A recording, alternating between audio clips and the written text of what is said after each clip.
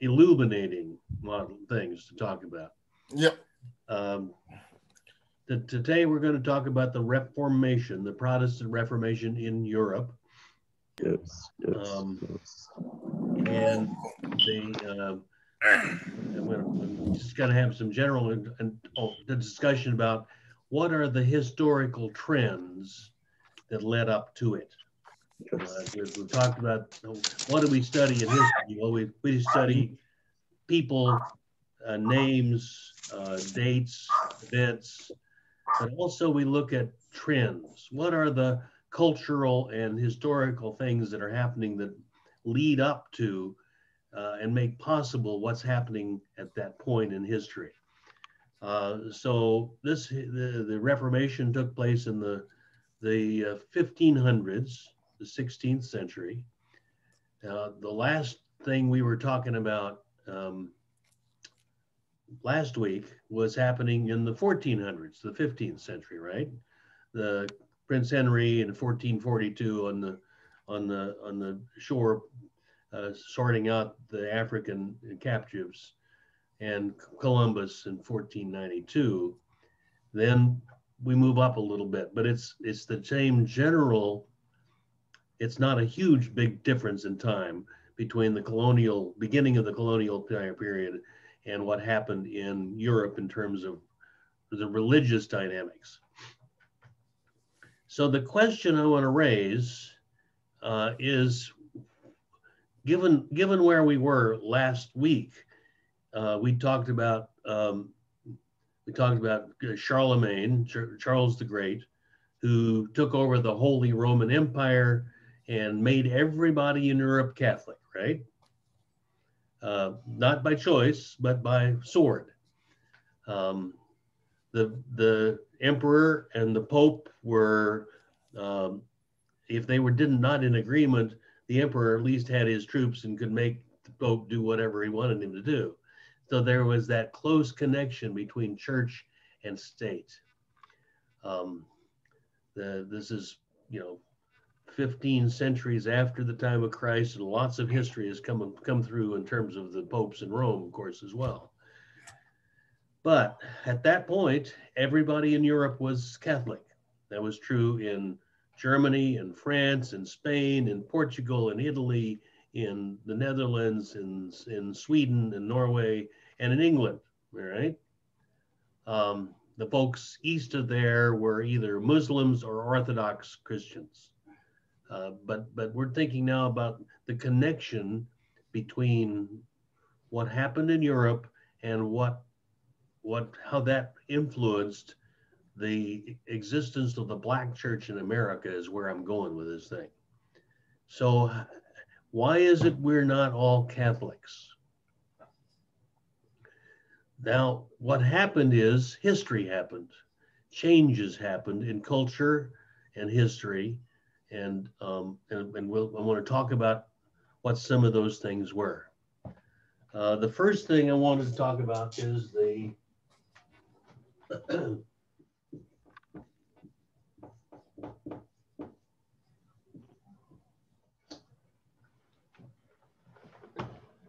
Renaissance. I don't know can you read that, or is that too far away to even see?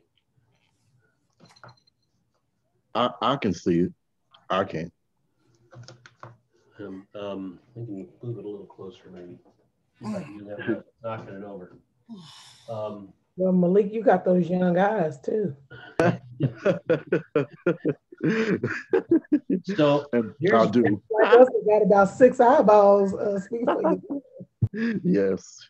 So I want you to, if you're not looking at this on your phone, would you get out your phone and do an internet search for the Renaissance and see what you can find out, and let each of you then look at it, and then each of you share a little one of the facts or events or names that you pick out from the Renaissance.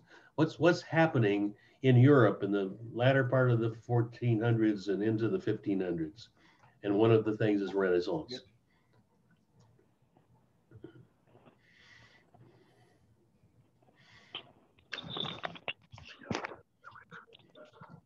And here's where Wikipedia is okay, if you got that.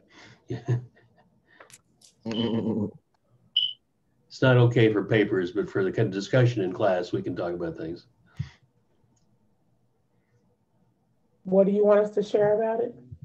Kind of what stands out to you as a name that you didn't know about, or an The event? rebirth of the following Middle Ages.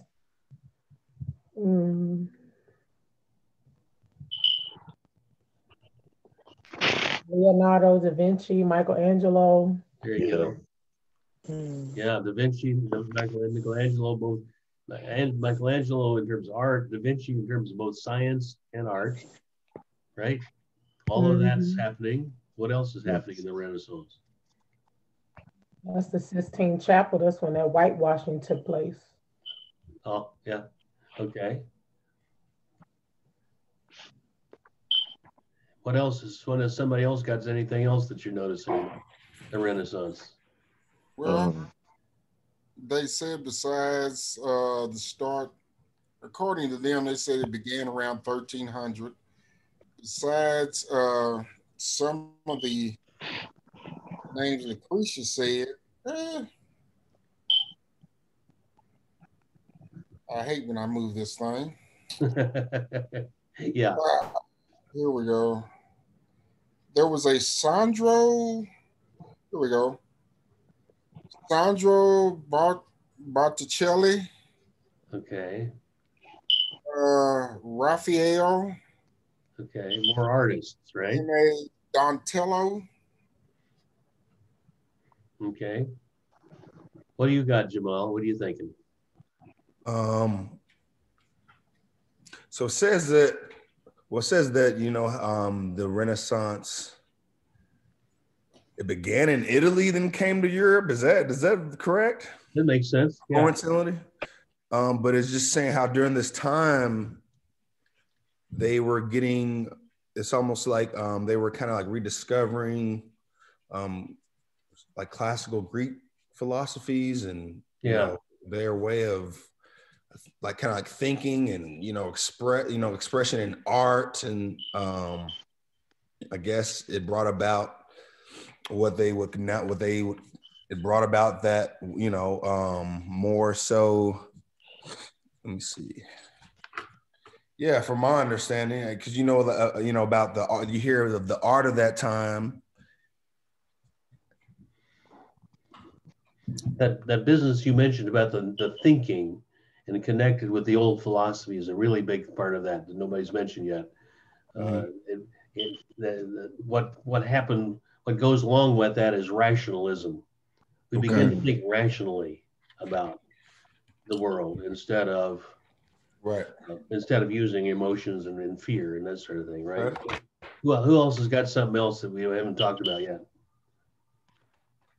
Well, it has a long list on here of instruments, science, technology, social class status, but I didn't click on them. I'm just looking at the the social class changed a lot. The people started moving to towns, and they're not peons working for the lords.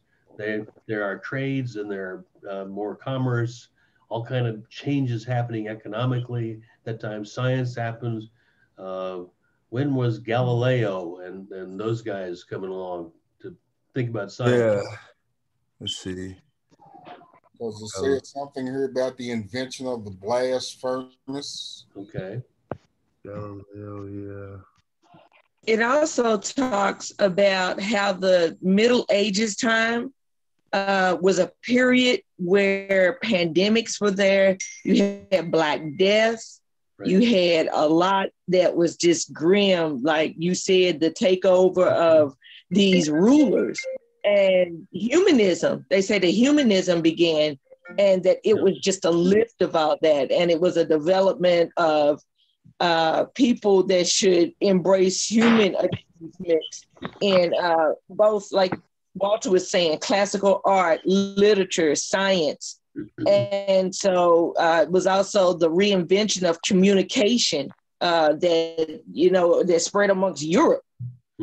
So What was the major, anybody see what was the major invention that changed communication in Europe?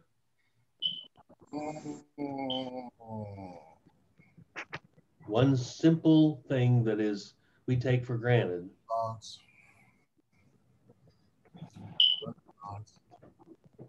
I'll tell you what it was. It's the printing press. Yeah. Wow. Yeah.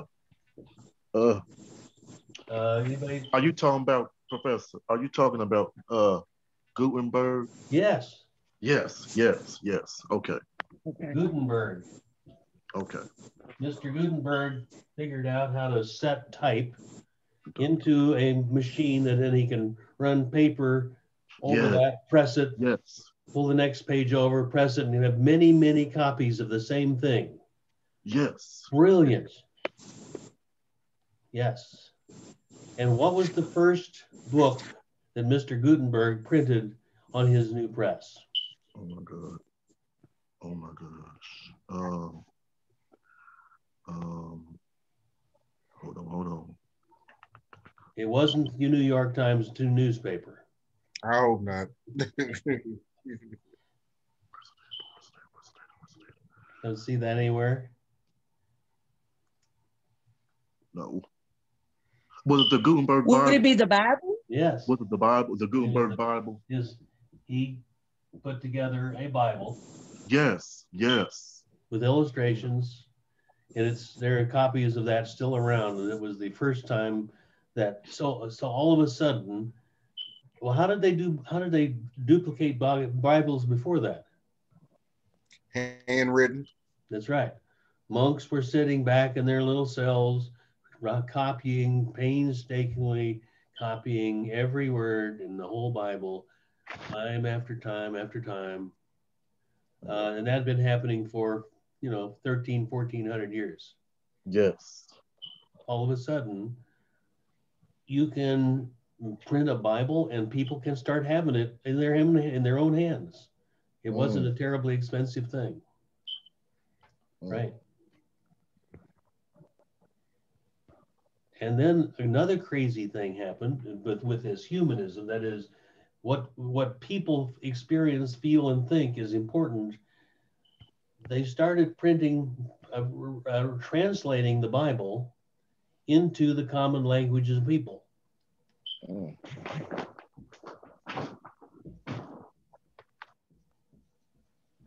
You don't have to remember this, but the fancy word for that is the vernacular. In fact, people like John Wycliffe, who first translated the Bible into English back in the 1300s, was executed for it. You can't do that. It was, we know the Bible only in Latin because we know Jesus spoke Latin. No, he did not. But this started coming along, and people started having an opportunity to read the Bible for the first time in their own language, instead of having the priest who could read the Latin be able to tell them, here's what the Bible says. This is a huge historical development. All right. So there's so the Renaissance and the development of science, knowledge, importance of thinking, and importance of the value of a human life, all of a sudden comes to the fore after all those plagues and after the Dark Ages, as you said. Now we're beginning to open up into a new world of thinking and thinking for ourselves. Now, the next big trend we talked about last week. And that's nationalism, which we still have a lot around today. But instead of the Holy Roman Empire, the nation states start rising. So instead of the emperor being in a certain place and ruling everything, it starts loosening up and France becomes its own country with its own king, and Germany has its own country and its own king, and Italy has its own king, and Spain and Portugal and England. And there is this sense that we are English, or we are French, or we are German, we are Italian. And they have their own languages. They can now have their Bible in their languages. They can now have their communication from the government and from schools and so forth in their own languages and printed. And so there is this new sense of all of a sudden, each of these places has their own identity and their own independence. So that led to the colonialism, as we talked about last time. Portugal and Spain and Italy thinking that they should be big powers for themselves, and they start building big ships and have big armies, and they start taking over the world. That's part of nationalism, still is. But the sense of independence is also a piece of it.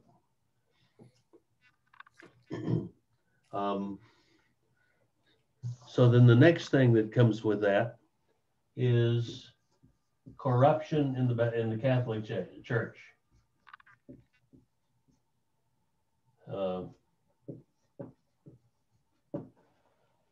So the popes in Rome, there were some good ones, but there were some that were just got used to being rich and having everything what they wanted and having their own way and everything.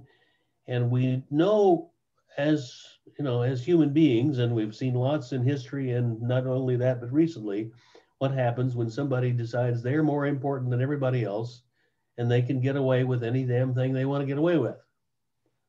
So popes got richer and richer.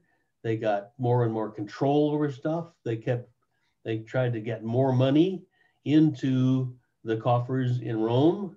They were building bigger churches. That's why you mentioned the painting of the Sistine Chapel, the creating of the big basilica in Rome. There were more and more church taxes. They invented, and because they kept needing more and more money, they invented a really very strange way of raising money. And they called it indulgences. Have you heard of indulgences before?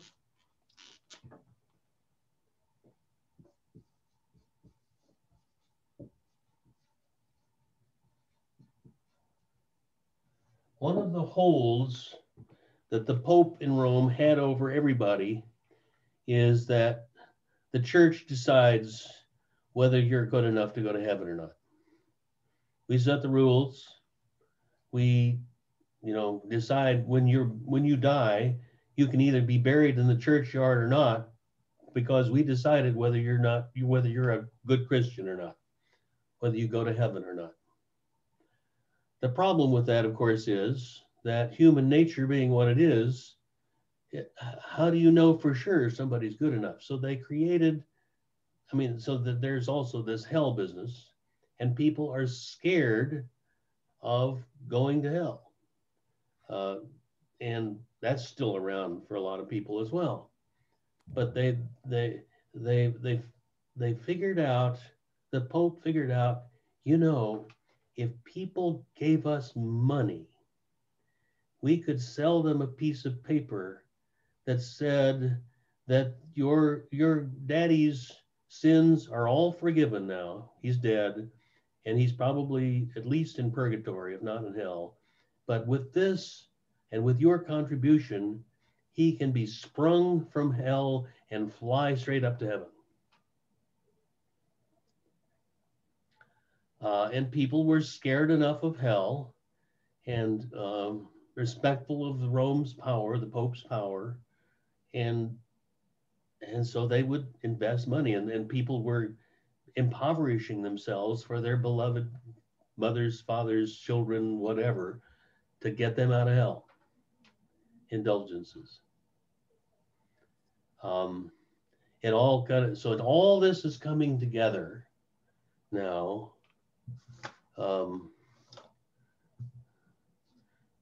But people are able to read the Bible themselves. The worth of the individual person as they are, not whether they'll go to heaven or hell. There's new art, new music, new sense of what life is all about. We can read the Bible in our own language. We are independent.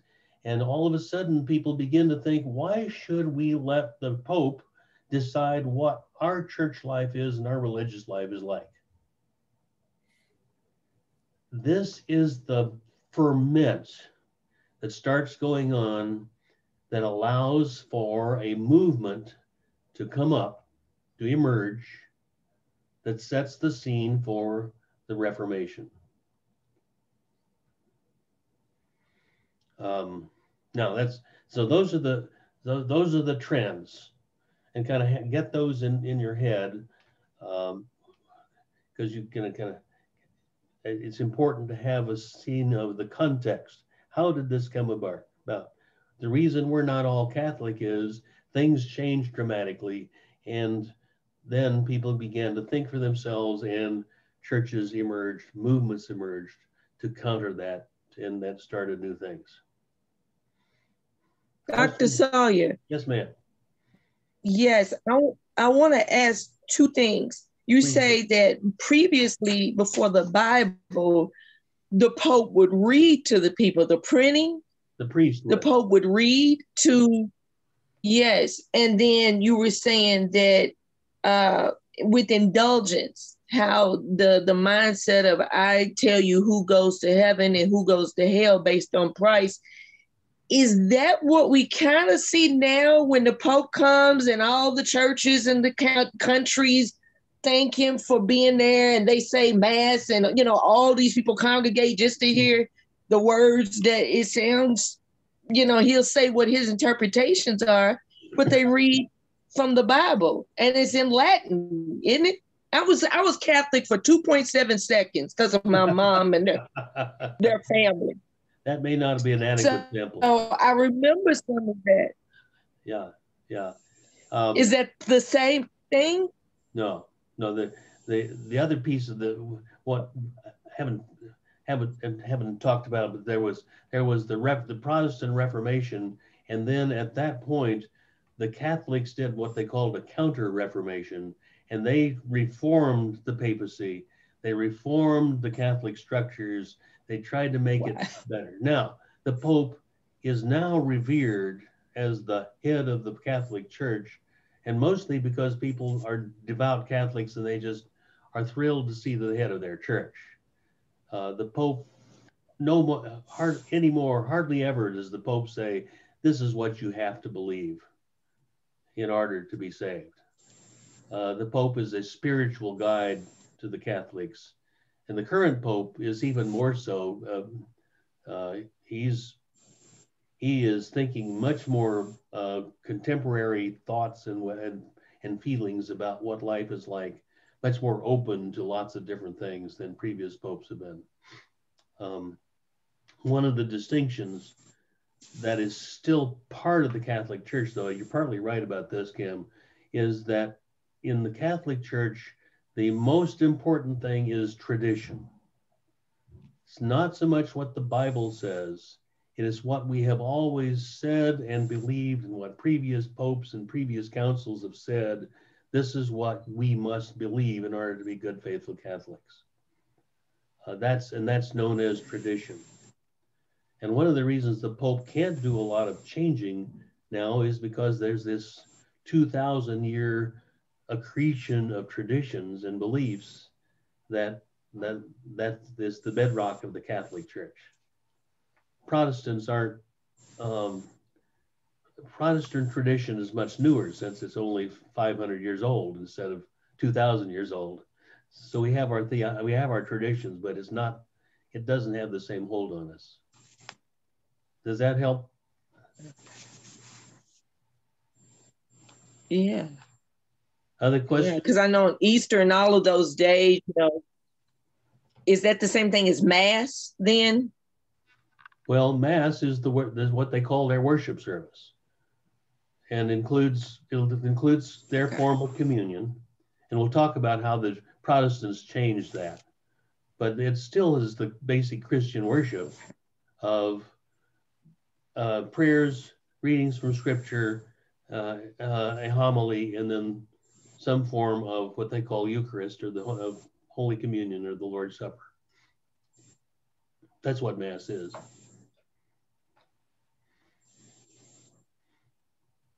Other questions on this bunch of trends in history that led up to the Reformation?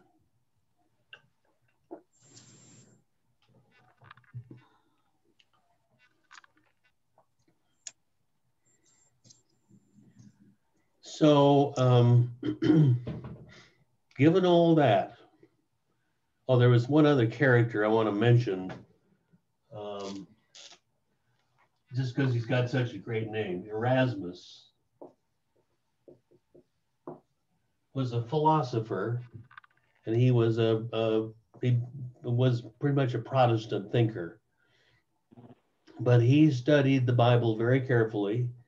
And he's in its original languages, in the Greek and the Latin, I mean the Greek and the Hebrew, and he studied philosophy very carefully. And he began to say things like, you know, if we believe in the value of each human being, and we think each human being is a thinking, understanding person, each human being can read the Bible for themselves and see what they think God wants them to be doing, instead of relying on the priest to tell you, no, you have to think about it this way. He was very influential in all of the rest of the reformers, and he led the way. And then he was kind of the philosophical background and underpinning for what a lot of them, his writings and his teachings, and what a lot of them thought and did. Excuse me, Professor Sawyer, what was his name again? Erasmus, Erasmus. You probably find him in that article about the Renaissance somewhere. Okay. It does speak about him. Yeah.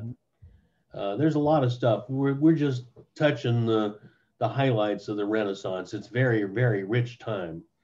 Right. Yes.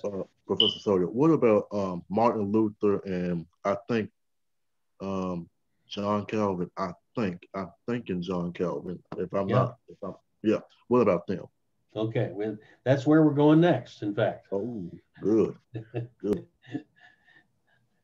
I had other questions about the trends and the historical background.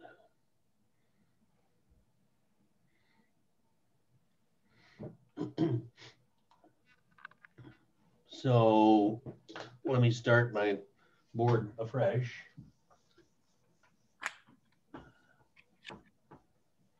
And this is being recorded, so if you want to think, if you think you missed something, you can always go back and watch the recording. I've posted on Canvas. So you mentioned this guy by the name of Martin Luther. Yes, sir. Let's share basic. What do you know about Martin Luther? Who knows anything? Any little facts or memories of something you knew about this dude, Martin Luther? Oh, I just know something about the 95 Theses. Yes. Okay. 95 Theses. Yeah, that. Yes, sir. What about him? What do you know about him? I just know that's what he created. He created that. But I think that's all I know. That's all I remember. That's a good start, and that's a good memory holder to think about Martin Luther. Martin Luther was a Roman Catholic monk. Yeah. So he was an unmarried religious professional. He'd been studying the Catholic beliefs, and then he began studying the Bible, and he'd read Erasmus, and he starts reading the Bible real serious like. And the first thing that catches in his craw is this whole business of indulgences. So we talked about indulgences. And he goes, wait a minute. I don't see anything in here in the Bible that says the Pope can decide whether you go to heaven or hell. Where does that say that in the Bible? Nowhere. Don't say that anywhere. So he's saying we got to look at the Bible. He says, gosh, that means the Roman Catholic Church may not be as infallible and perfect and believable as it has been taught, as we all believed and taught. So he came up with 95. The indulgences was just one thing. He had 95 things. He wrote a little paper about each one of them, and he tacked that dissertation of 95 things as here's what I believe on the door of the Wittenberg castle, which was I'm trying to think. Wittenberg, was that a church or a castle? No, I'm not sure. I have to go back and look. Anyway, he posted it there, and that was kind of Facebook of the day. If you had an idea you wanted to get people talking about, you posted it there on the door, and everybody would read, and then they start a conversation. Well, that started a conversation, all right.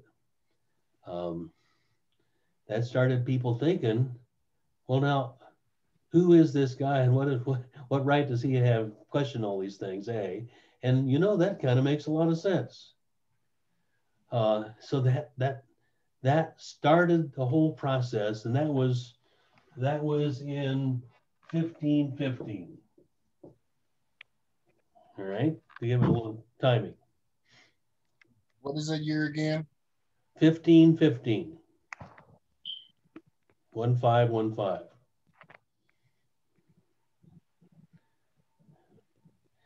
So Luther is a pretty smart guy. He's a German, okay? Which means he also liked his beer. No problem drinking beer if you're a Catholic. It's only Baptists that don't believe in drinking beer. Yeah. And he liked singing songs. The Germans liked, singing songs. And so he began to get a little following of people saying, Luther, we think you're on to something. Let's talk about that. And they started having discussions and more discussions. And then pretty soon, the religious authorities, the bishop in that area, and eventually the Pope gets winds of this. And the Catholic authorities began to say, whoa, this has got to stop. This guy is getting way out of hand. Now, Luther, when he posted his 95 Theses, had no idea he was going to start a new church denomination. No idea at all.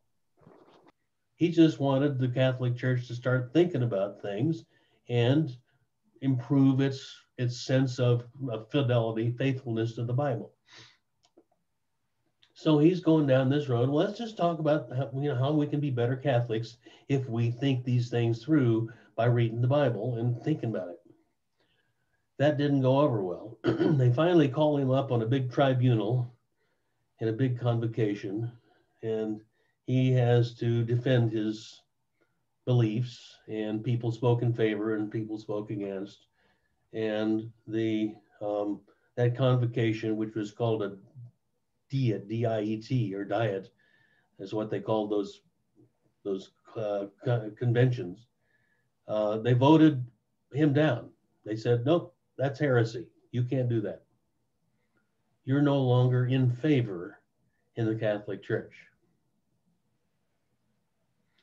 Now, if you're part of an organization, you've vowed to be an obedient monk in this organization, and you've got these really strong ideas, and you've had a lot of people tell you those are really good ideas, and all of a sudden they tell you you're out on your butt, no longer part of this organization, what are you going to do? You could say, okay, I'm sorry, I'll forget it, and I won't talk about this anymore.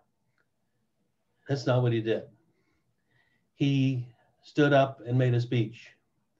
And the basic ideas of what he said in his speech is, here I stand I can do no other.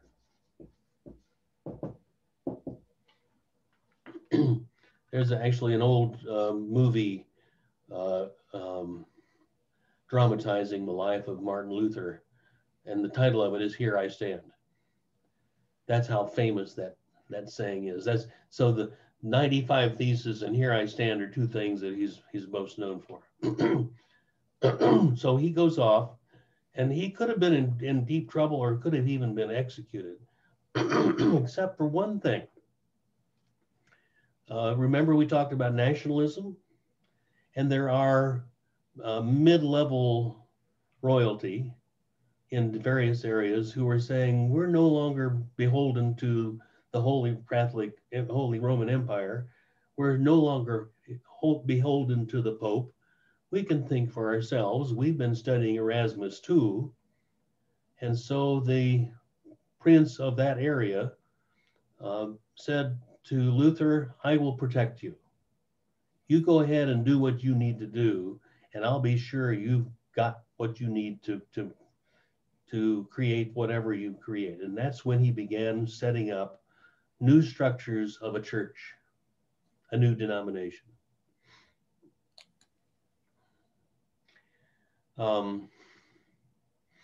Among the things, besides reading the Bible, Luther translated then the Bible into German. And in Germany, what they call the Luther Bible, which means Luther's Bible, is the common, old but common version of the Bible, much like the King James Version is in English. It says that era of this is our Bible. So he did that. He changed the worship of the churches he was in charge of.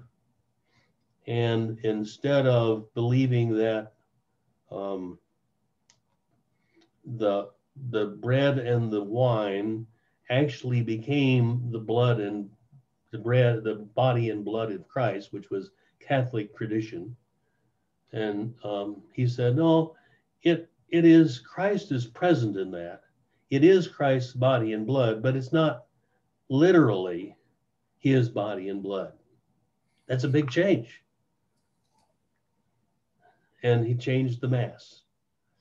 He also looked around and said, where is it in the Bible that said the religious leaders in the Christian church have to be celibate, not married?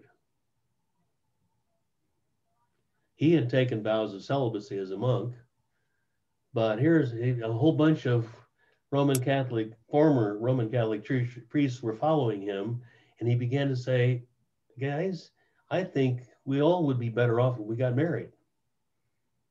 We'd be happier. We could create a family which is normal for people. And so one of the women's monasteries that was part of the circle he was bringing had turned over to become Lutheran or Protestant. And all of those women were also out of the Catholic Church. And what are they going to do? So he started marrying off those nuns to the priests in the area. Worked out nicely, except there was only one problem. There was one nun left, and he hadn't found a priest to marry her to, so he married her. And they stayed married and had a happily marriage for a long time, had children and so forth.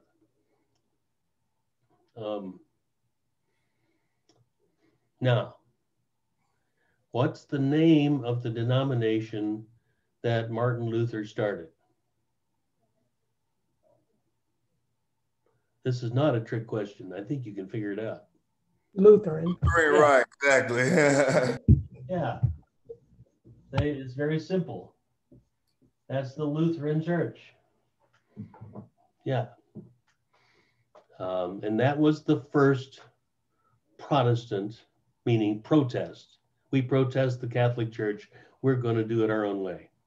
Church, denomination. And there are lots of Lutherans around America today. What country did I say Luther was from? Germany. Yeah. So it's interesting that this Reformation starts taking hold in different parts of Europe, and the flavor of the church that becomes takes on the flavor of the people, the nationality that they come from. So Lutherans were many were former Germans.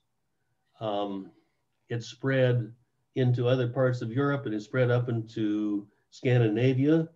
A lot of Scandinavian immigrants in the United States are Swedes and Danes and Norwegians are Lutherans. In fact, they have their own denominations. There are Swedish Lutherans and there are Norwegian Lutherans, German Lutherans, and so forth. Yeah.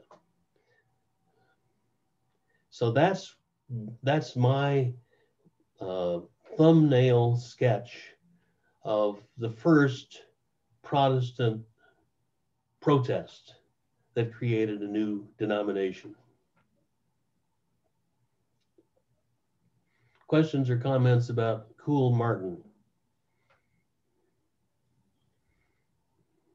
I was going through my head here because Dr. Brogdon had taught on him when I did Romans with him last semester. He spoke about the marriage part, and I'm sitting here trying to remember because it was some other things that get questioned in the church. I just can't get them all back in my head. Well, there are a lot of them. I mean, there were 95 theses. So, I'm just touched on some of the ones that are most notable. But yeah, it's a rich Lutheran history is a rich and full set of stuff about how a particular movement has become an ongoing denomination in around the world, for sure. Other questions, comments? Professor Sawyer? Yes. What was the date of this with the Lutheran Church when it began? 1515, 1515. Okay. That's when he nailed his theses to the church wall, church door.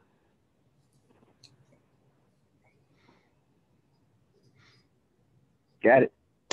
Dr. Sawyer, can I ask you if the thought of celibacy was so imprinted in, how were other Catholics, and that was the thought of celibacy prior to this, how were they replenishing? How were they having children and building faith amongst themselves? If they were, the celibacy, and we understand this because the Pope told us this and people beforehand, how were they flourishing? Well, it was only the clergy who are celibate. It's not the members. Yeah. Thank you. Because I was like, wait a minute. Okay. Yeah, good question. It's not like the Shakers where they really were completely no sexual intercourse with each other. No, I think it's just the clergy had to take vows of celibacy that somehow that got tuned in that Jesus didn't have a wife, so therefore all of our clergy shouldn't have wives. They should be able to devote themselves completely to their religious leadership and religious thinking. And that's one way of doing it. And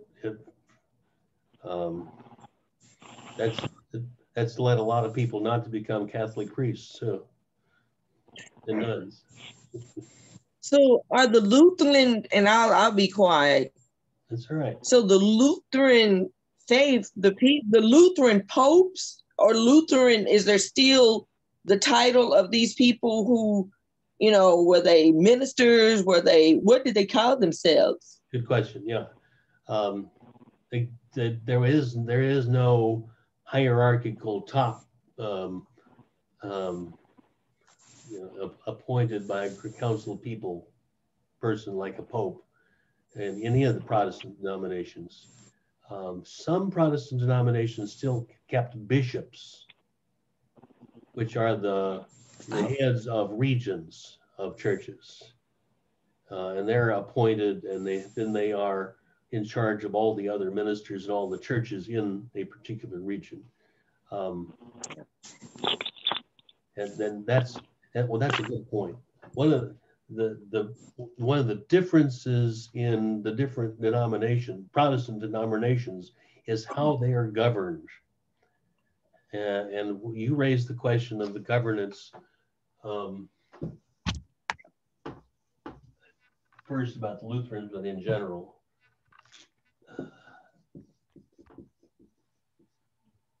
Government. I can't spell. The Roman Catholic Church is an absolute pyramid hierarchy. You got the Pope at the top. Then you have the top bishops who are called cardinals, who are appointed for life, and they make lots of big decisions. Under them are all the bishops, and each region or area has its own bishop who's then in charge of all the churches, all those. And it's patterned after the Roman army, which means with the emperor at the top and then the top generals and on down, and everybody has to do what the person right above them tells them they have to do. So that was the Roman Catholic Church.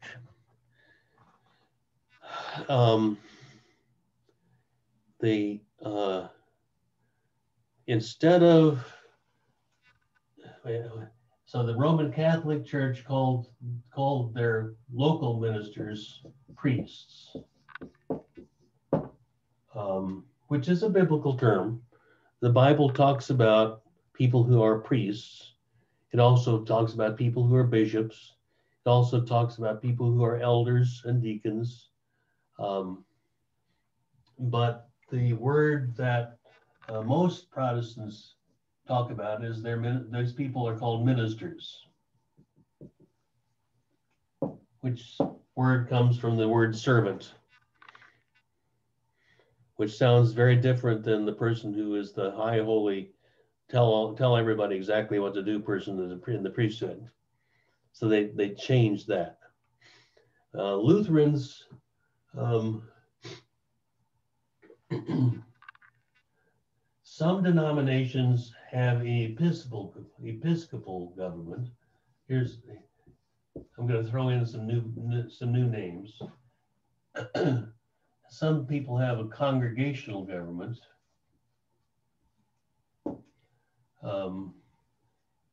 The word episcopal means run by bishops. So the Lutherans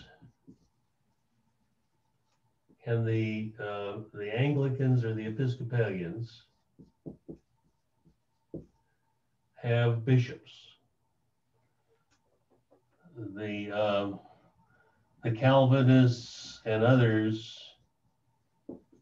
do not have that. They have democratic bodies elected by the people to make the top decisions. So where in a Lutheran region, maybe a state or a part of a state in the United States, there would be a person who is the final say-so about everything, called the bishop. In Presbyterians. Can you push that up to the front of the class for us in the back that can't see? If I can do that with any better. Now I'm writing really small, I'm sorry. Okay, thank you. I'm a Presbyterian, and instead of bishops, we have a house of elders called the presbytery, and it's elected people who vote what's going to happen in the churches in the area, rather than a single person. Those are the two forms of government that Protestants tend to have, one or the other. Um, Dr. Sawyer, yeah. what's that word? What's the C word? C, is it a concierge? I can't see that. Oh, this one up here in government. What about the next to us, Episcopal? What's that C word? Oh, congregational. Oh, congregation. Okay. I didn't spell it all out. CONGRE. Okay. Is that Calvinist? Yeah. And it's Democratic. Oh, Democrat. Okay, okay. And one more. What's the A word? Anglicans. You'll get. What'd you say? I'm sorry. It's the Anglicans. Anglicans. Okay. Also known as the Episcopalians. And we'll get to them probably on Wednesday.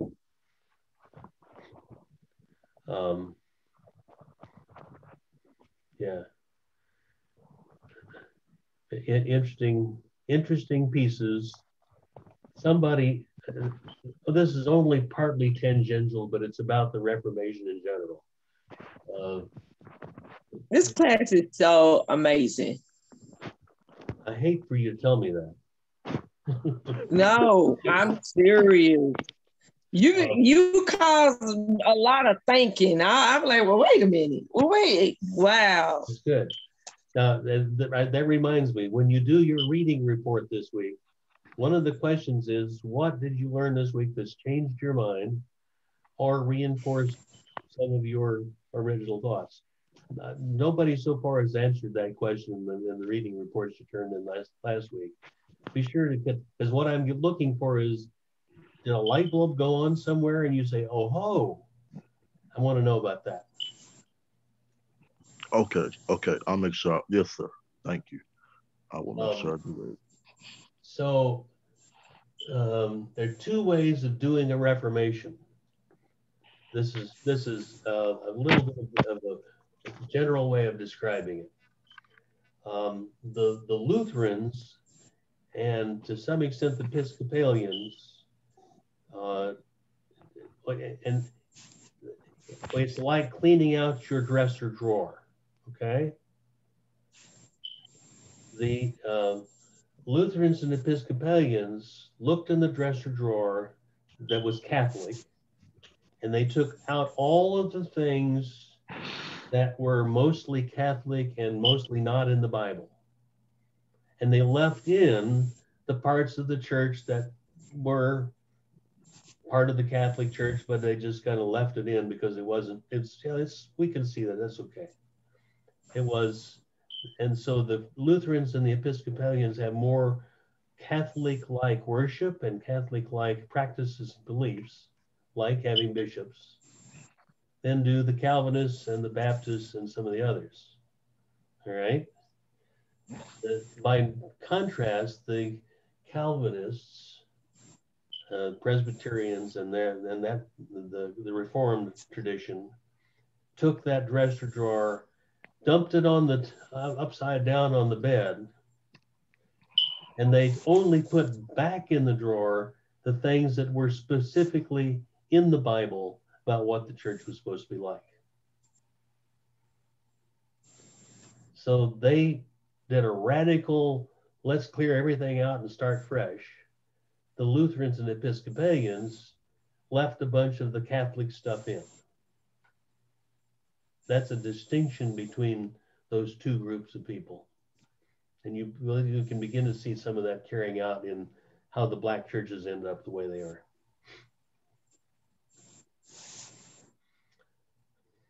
Basically setting the groundwork by their own interpretations. Say that again. I didn't hear all the things you said, Walter. Basically, they set the groundwork by their own interpretations of what sure. Yeah. All of a sudden, we can interpret the Bible the way we interpret the Bible. Yeah. And the Pope can't tell us what to do and what not to do. And tradition no longer tells us what to do and what not to do. Of course, that's all relatively subjective as well. But that's human nature. Later in years, as it concerns with religious rights in England, is that where they had a lot of their revolts and protests about? Yeah. Oh yeah, we'll get into that on Wednesday. The Reformation in England had its own unique set of stuff. And that's where we're going to run into the Anglo-Saxons and King Henry VIII and a lot of that stuff. So next time we'll talk about the Calvinists and the Reformation in England, and to a smaller extent, the Anabaptists and the Mennonites and some of those folks that are off, not as popular as many people are in them as those three main groups of Protestants. Yeah, and I'm just touching the high points. You know, I'm trying to, because this is European, I'm leading you to how that influenced the Protestant denominations in America that most Black folks are members of, right? And I'm going to point you to the stream that goes from Luther and Calvin and Henry VIII down to your Methodist church or your Baptist church or your Pentecostal church. That's where we're going with this. Dr. Sawyer, yes. I know I'm getting ahead of myself, but will we be talking about anybody by the name of William Seymour in this class? I'm not pulling that up immediately. Tell me about Seymour. Oh, I thought you knew. It's in that I book. don't know everything. I don't know. Oh, okay. It was in that book that you requested that we give. He was a Baptist preacher. He I think he was a Baptist preacher at first. Then he became converted to Pentecostalism. So. You're several centuries ahead. I wasn't tracking that. Yeah. Yeah, we will. Okay. Yeah, we will. Okay. Thanks, Doc. I'm around some smart people. Yeah. What? I'm around some smart people. Wow. Like I thank God for y'all. I'm gonna pick everybody's brain. I'm serious. Dr. Sawyer. Yes, ma'am. The book for this week, is it Justo Gonzalez? Yes. Is it a red book? No, it has some red on it. The Story of Christianity. The History of Christianity, yeah.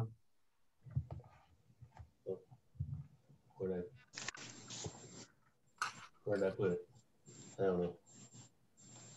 Yeah, it's Introduction to the History of Christianity, right?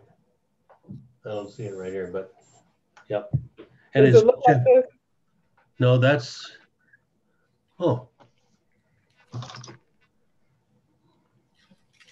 No, that's the Story of Christianity. I don't know that one. That's cool. No, my father had gave me these two books. Mm-hmm. And when I seen Gonzalez, I was like, oh my God, this will save me a trip to the library. So yeah, I see. I got that too. That's Gonzalez's big history books. Okay. Real thick like this. And then he wrote that little one that is I assigned you because I knew you didn't want to buy these and try to read a whole bunch. No, I was just trying to save me a trip. And like I said, I like to read and reread. You know what I'm saying? Sure. And I feel like I'm rushed when I'm at the library and I can't absorb as well. So Jill, look up. All right.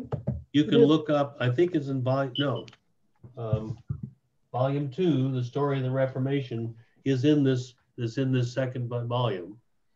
You can read in there as well. It's the same historian. Wait a minute. This is the Reformation of the present day. This is Reformation in Europe. Yeah. So there is several chapters.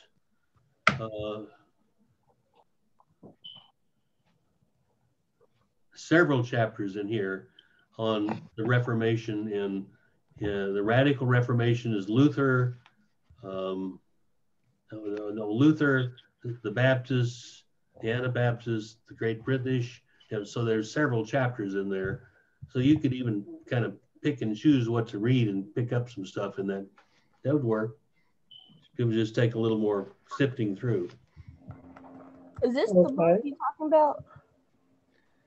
That's the major text, and that's the book about black churches, Maya, that we're going to get into after the midterm exam. Yeah. Okay. So sorry about that, Lucretia. That's not the answer you were looking for. No, that's fine. That's fine. You know, this weather's funny, and I was just trying to dodge a little swerving. That's all. It's okay. Yeah. I'll go. The trade-off is that's going to be 6 or 7 big chapters instead of 2 little chapters in the other one. That's fine. Which you also can get on Kindle if you want to try and pull that up. Yeah. Well, I don't have a Kindle though. That's my issue. You can download books to your phone or to your pad through Amazon. Yeah, and I have an Amazon account. Now I'm gonna just have to go raid my dad's office. He has a Kindle. There you go. There you go. Yeah. Okay. Yeah. Good question. Well, I think, Lucretia, if you did want to download them, like he was saying, Amazon does it because it's a couple of books I have for classes. Unless you really plan on keeping them, you download them, and I think they're like $6-7 downloaded. You don't have to have a Prime account to do that. Well, I mean, if you have like Amazon Prime, yeah. I have a Prime account. You do? Mm-hmm. Then you can get a Kindle edition to pull down on your phone. Okay. Doesn't have to be an actual Kindle. That's just what they call the digital version of a book. I read. Okay. I thought you needed an actual Kindle. No, I read Kindle books on my phone all the time that I buy from Amazon. And what's the book called that we need to read? It's called The Introduction, I think. Well, no, it's just the Reformation in Europe by Justo Gonzalez. Okay.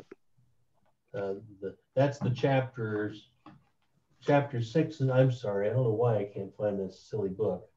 Chapter 6 and 7. 6 and 7 in that book, and that's not the title of the book. Oh, the title of the book is what? I think it's Introduction to Church History. Okay.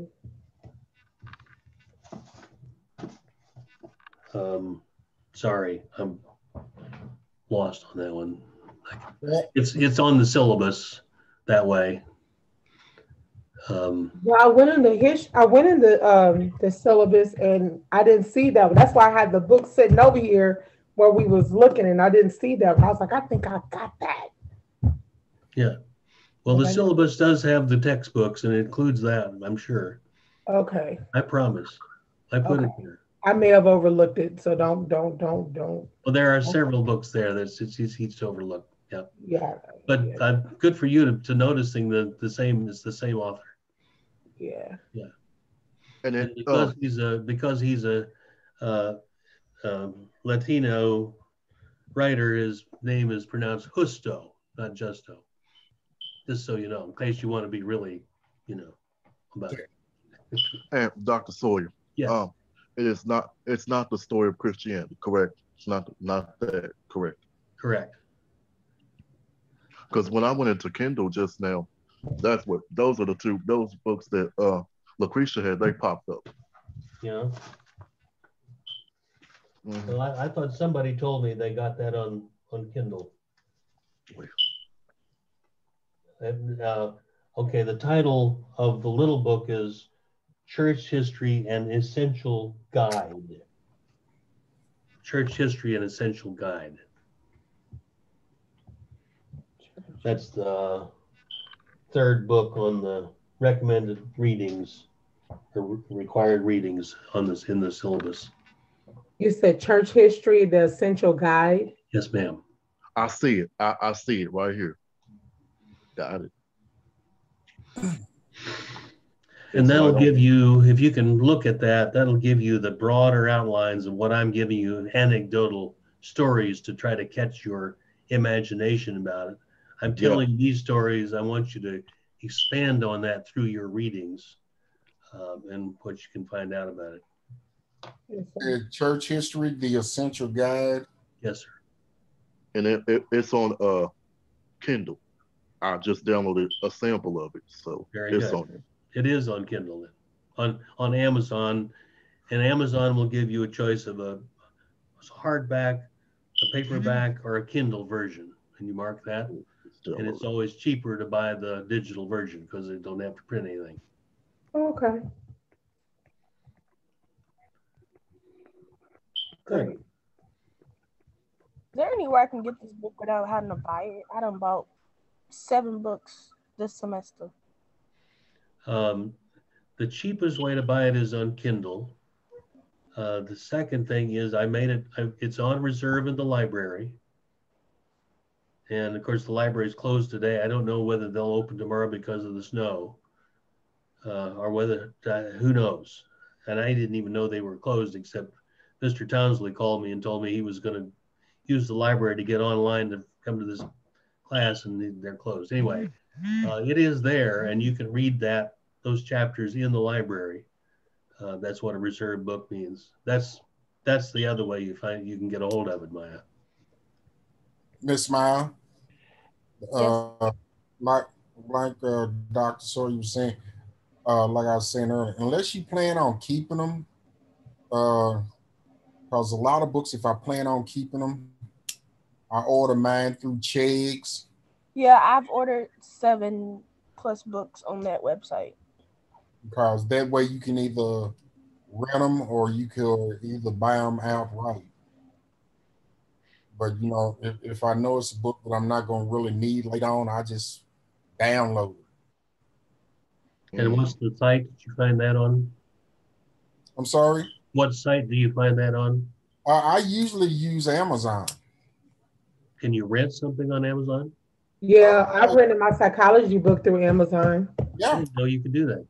Yeah. They give you a choice that if you want to rent a new book or either you book, because my book was like $200 and I rented it for 30-some bucks. Nice. So check that out, and then that doesn't work, get a hold of Mr. Holbrook. He'll show you how to do it, Maya. I mean, it's easy to look up and did it. I had to be shown last year. If this old guy can do it, you can do it.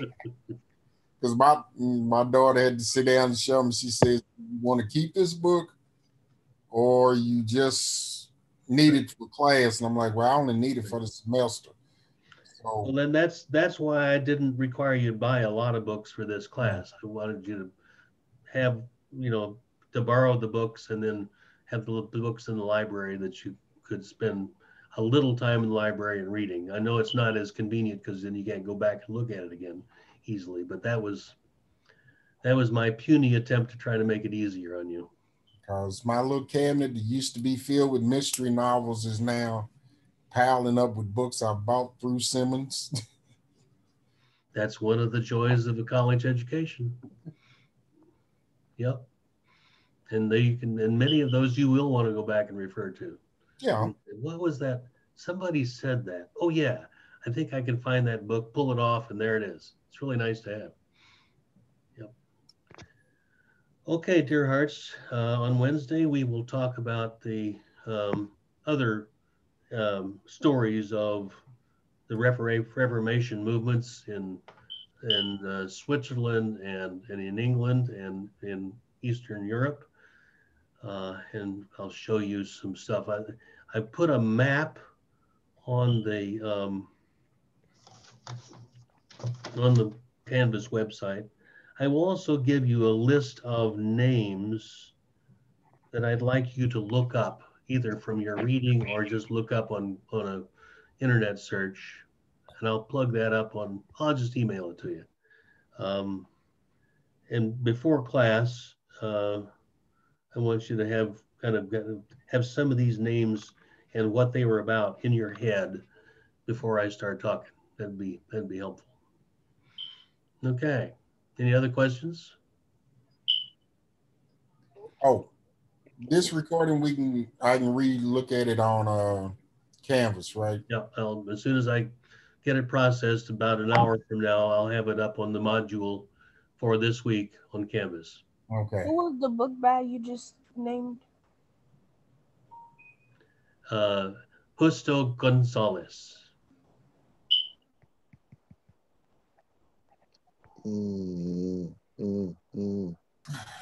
I'm missing the old days where I could sit in front of you and had handed you a print copy of the syllabus, and I could say, pull out your syllabus on page 3. You can see the list of the books. I can't do that now, so I don't know. We're all handicaps in this way.